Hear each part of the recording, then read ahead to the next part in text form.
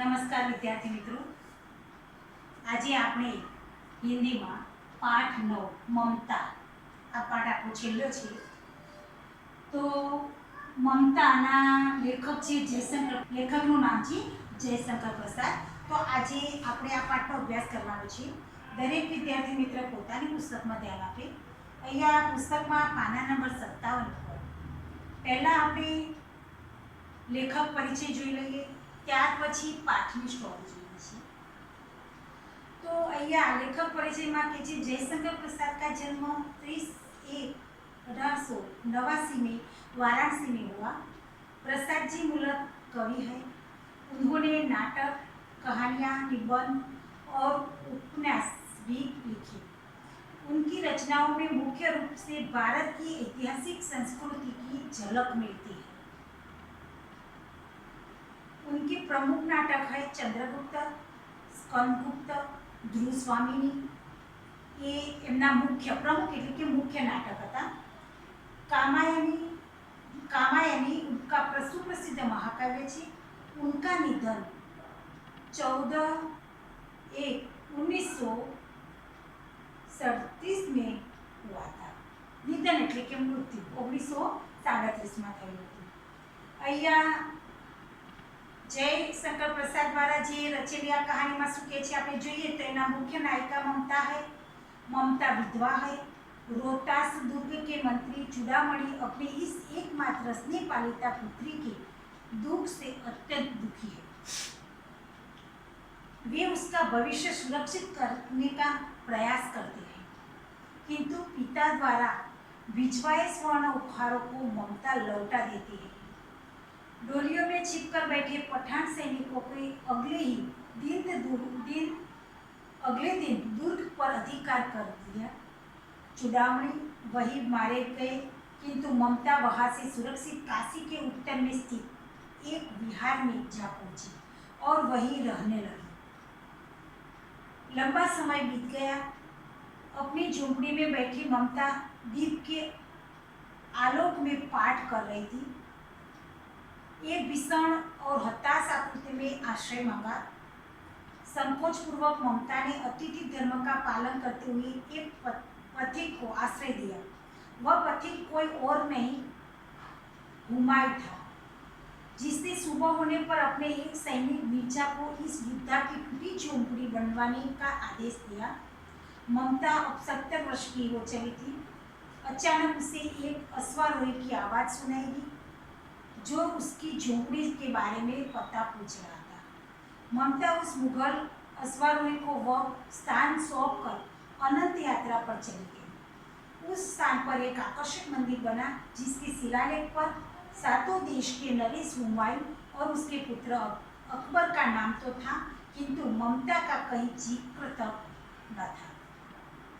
तो मित्रों, आ पाठना लेखक जयशंकर प्रसाद द्वारा जे रचाયેલી આ વાર્તા છે એમાં મુખ્ય નાયિકા મમતા છે. એના મમતા એક વિધવા સ્ત્રી છે, બરાબર. તો મમતાના પિતા જે ચૂડામણી એ રોહતાસ કિલ્લાના મંત્રી છે. હવે પડોશી રાજ્યના જે શેષાન રાજા આ રાજ્ય પડાવવા માગે છે, ત્યારે એમના ઉપર ચડાઈ કરીને આવતો હોય છે, બરાબર. ત્યારે એના સમાચાર મળતા ચૂડામણી એકદમ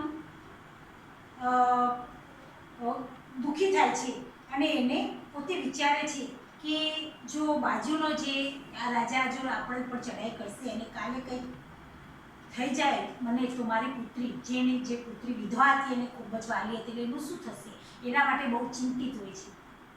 હવે એકાએક દિવસો વીતતા ગયા.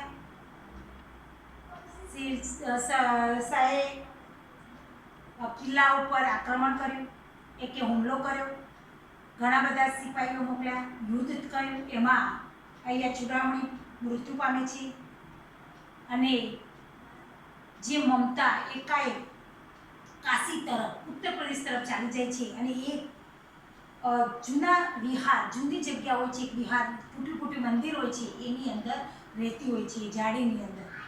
હવે થોડા સમય પછી આ સૈનિકો એ જગ્યા ઉપર જ પહોંચે છે।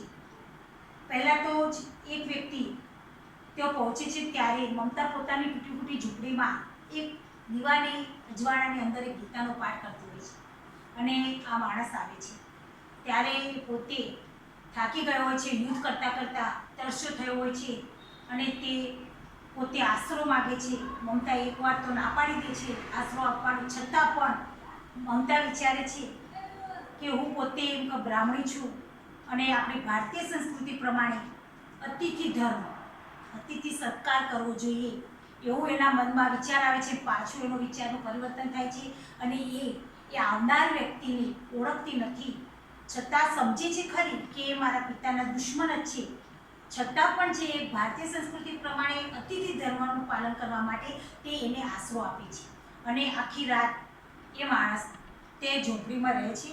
એ પોતે હોય છે હુમાયુ, એ વ્યક્તિ હુમાયુ હોય છે પણ મમતા એને ઓળખી શકતી નથી અને મમતા એને ઝૂંપડીની અંદર, પોતાની ઝૂંપડીની અંદર એને આશરો આપે છે। તે રાત રોકાય છે અને તે પોતે બાજુની જાળીમાં રાત્રે છુપાઈ જાય છે।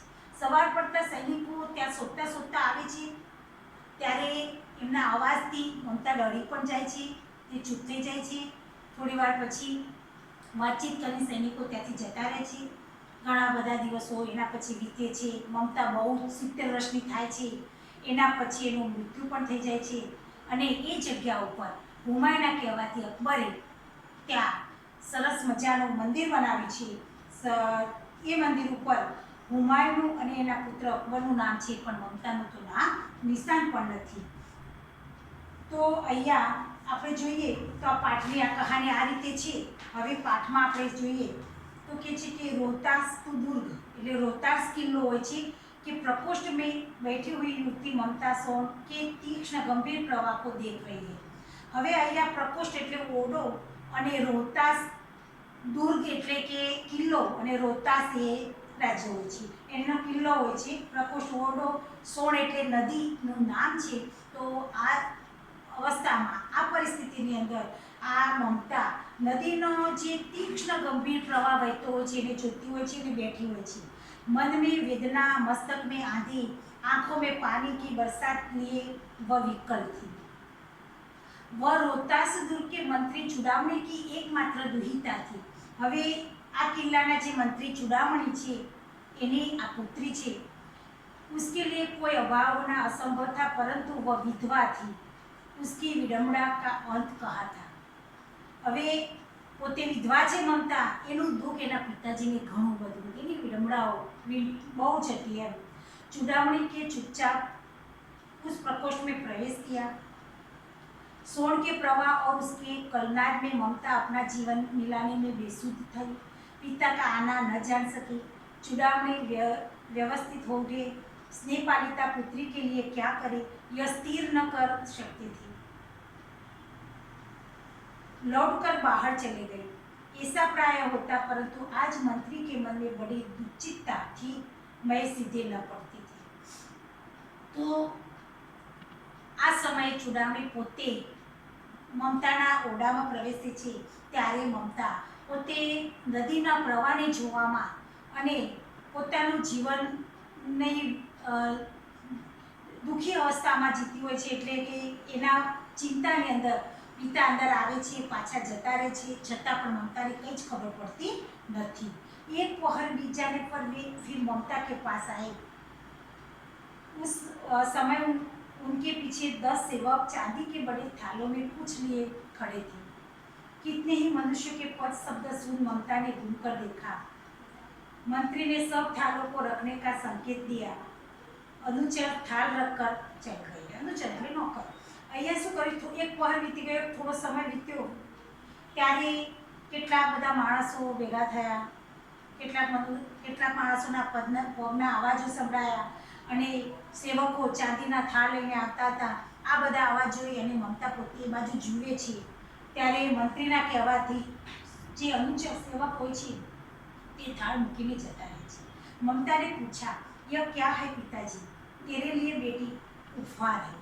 એને કીધું ત્યારે એના પિતાએ કીધું તારા માટે છે, ભેટ છે એમ કહકર ચૂડામણીને આવરણ ઉલટ લ્યા। જે થાળ ઉપરનું હતું જે કપડું એને ઉઠાવી લીધું। स्वर्ण का पीलापन उस सुनहरी संध्या में विकीर्ण होने लगा। ત્યારે સોનું હતું, સોના ચાંદીનું હતું ઉઠાણ, એટલે એનું જે સોનાનો જે પીળો પ્રકાશ હતો એનાથી એમ ચારે બાજુ એમ પ્રકાશ ફેલાવા લાગ્યો। મમતા चौंक उठी, इतना स्वर्ण यह कहाँ से आया? चुप रहो ममता, यह तुम्हारे लिए है। तो क्या आपने शत्रु का उपकोच स्वीकार कर लिया? पिताजी, यह अनर्थ है, अर्थ नहीं। કે આ તો નકામું છે, મારે આ જોતું નથી। તમે શત્રુઓ પાસેથી માંગી લીધું કે लौटा दीजिए पिताजी, हम लोग ब्राह्मण है, इतना सोना लेकर क्या करेंगे? इस पतनो प्राचीन सामंत वंश का अंत समीप है बेटी। इनका આપણો હવે અંત પૂરો થાય છે એમ। किसी भी दिन शेरशाह रोहतांग दुर्ग पर अधिकार कर सकता है। उस दिन मंत्रित्व न रहेगा, तब के लिए बेटी એમ કે આજે હું મંત્રી છું, કાલે કદાચ શેરશાહ આ કિલ્લા ઉપર હુમલો કરે અને લઈ લે અને મારું મંત્રી પદ જતું રહે, તો પછી શું તારું થાય? તારા માટે છે એટલે हे भगवान, विपद के लिए इतना आयोजन, परम पिता की इच्छा के विरुद्ध इतना साहस। पिताजी, क्या भीख न मिलेगी? क्या कोई हमें दो मुट्ठी अन्न न देगा? यह असंभव है। फेर दीजिए पिताजी, मैं काँप रही हूँ। इसकी चमक आँखों का अंधा बना रही है। શું કહે છે? આ મને એમ કોઈ યોગ્ય નથી પિતાજી। ભલે એમ કે કોઈ પરિસ્થિતિ આવે એના માટે અગાઉથી આટલું બધું આયોજન, પરમાત્મા છે, ભગવાન છે આપણું, તો એના વિરુદ્ધ તમે આ કરી રહ્યા છો પિતાજી। કદાચ આપણી પરિસ્થિતિ બદલાય તો આપણે શું ભીખ ના માગી શકીએ? આપણને કોઈ મુઠ્ઠી અનાજ ના આપી શકીએ? આવું બધું એના પિતાજીની સમજાવતી હોય છે। તમે એમ કે જે આ સોનું મૂક્યું છે એની ચમક મારી આંખોની આંધળી કરી દે છે, લઈ લો, તમે આને હટાવી દો। मूर्ख है, कहकर चुड़ामी चले गए। दूसरे दिन जब डोलियों का तांता आ रहा था, मंत्री चुड़ामी का हृदय धक धक करने लगा। वे अपने को रोक न सके। હવે બીજા દિવસે શેરશાહનું જે સેન હતું એ ડોલીઓમાં એટલે કે વેશ પરિવર્તન કરીને અને ચડાવી કરવા માટે આવી રહ્યું હતું। ચુડામી પોતે પણ ડરી ગયો અને તે હવે એની હિંમતને રોકી શકતો નથી। उन्होंने जाकर रोहतास दुर्ग के तोरण पर डोलियों का आवरण खुलवाना चाहा। पठानों ने कहा, यह महिलाओं का अपमान करना है। बात बढ़ गई, तलवारें खींची, मंत्री वही मारे गए। राजा रानी और को सब छली शेरशाह के हाथ पड़े। निकल गई ममता। डोली में भरे हुए पठान सैनिक दुर्ग भर में फैल गए, परंतु ममता न मिली। હવે યુદ્ધ થયું, યુદ્ધમાં મંત્રી મરી ગયા, રાજા રાણી બધા જ બરાબર। હવે મમતા હતી એ મમતા ત્યાંથી નીકળી ગઈ। હવે જે ડોલું ભરીને જે સૈનિકો હતા એ બધા જ કિલ્લાની અંદર ફરી વળ્યા, પણ મમતા મળી નહીં। काशी के उत्तर में स्थित धर्मचक्र विहार मौर्य और गुप्त सम्राटों की कीर्ति का खंड है। खंडित शिखरों वाले भवनपूर्ण गुल्मों के ढके हुए प्राचीन और ईंटों से शेर बिखरी हुई भारतीय शिल्प की विभूति ग्रीष्म की चंद्रिका में स्वयं को शीतल कर रही है। હવે જ્યાં પ્રાચીન એમ કે જે ધર્મચક્ર વિહાર હતું જૂનું, ત્યાં જઈ અને મમતા રહેવા લાગી। जहाँ गौतम का उपदेश ग्रहण करने के लिए पंचवर्गीय भिक्षु पहले मिले थे, उसी स्तूप के भग्नावशेष की मलिन छाया में एक झोपड़ी के दीपक आलोक में एक स्त्री पाठ कर रही थी। अनन्या विद्वंतो माँ ये जनाव उपयु सती। અહીંયા સુધી પાઠ ચાલતો હતો અને આ સૈનિકો આ વ્યક્તિ ત્યાં પહોંચ્યો। પાઠ રૂક गया। एक भीषण और हताश आकृति दीपक के मंद प्रकाश के सामने खड़ी थी। स्त्री उठी, उसने कपाट बंद करना चाहा, परंतु उस व्यक्ति ने कहा, माता मुझे आश्रय दीजिए। ममता डरी गई, एक बार तो ऊभी थई, झोपड़ी बंद करवा गई, पण पेलाए कीधुं कि मने आश्रय आपो माता। त्यारे पाછી रोकी। तुम कौन हो? स्त्री ने पूछा। मैं मुगल हूँ, चौसा युद्ध में शेरशाह के विपन्न होकर रक्षा चाहता हूँ। इस रात अब आगे चलने में असमर्थ हूँ। क्या शेरशाह से? स्त्री ने अपने ओठ काट लिए। हाँ माता, परंतु तुम भी वैसे ही क्रूर हो। वही भीषण रक्त की प्यास, वही निष्ठुर प्रतिबिंब तुम्हारे मुख पर भी है। सैनिक, मेरे कुटी में स्नान नहीं है, जाओ कहीं दूसरा आश्रय खोजो। મમતા પોતે જાણતી હતી કે શેરશાહના સૈનિક છે, મારા પિતાના દુશ્મન છે, એટલે પોતે પોતાનું મોઢું બગાડીને કહે છે એમ કે તું શેરશાહનો સૈનિક છે? નહીં, અહીં આશરો નહીં મળે, તું ગમે તે જગ્યાએ તારો આશ્રય શોધી લે, અહીંયા હું તને જગ્યા નહીં આપું. આમ કરી ખાસું બધું મમતા કહે છે, પરંતુ એ લોકો બરાબર. તો અહીંયા સુધી સમજાવવા જાય છે, પણ તે જે આવેલ વ્યક્તિ છે એ સમજતો નથી. તો મિત્રો આજે આપણે આ પાઠ અહીં સુધી રાખીએ છીએ. બરાબર. દરેક વિદ્યાર્થી મિત્રો પહેલાં ત્યારથી આખો પાઠ વાંચી લે. બાકીનો પાઠ છે આપણે પાછળના લેક્ચરમાં